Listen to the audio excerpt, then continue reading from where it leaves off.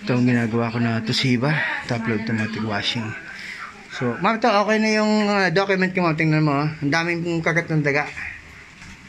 Yan o, daming putol. Kaya pala ayaw pumasok ang tubig, di ba? Ayan nga.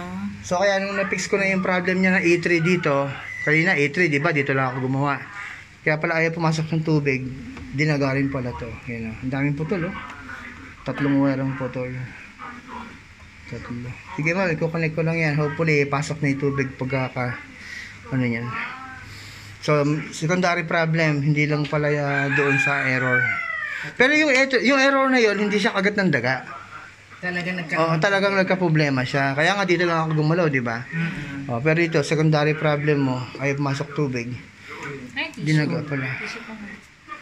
Sige ma'am, gagawin ka. Pinasok yung tissue.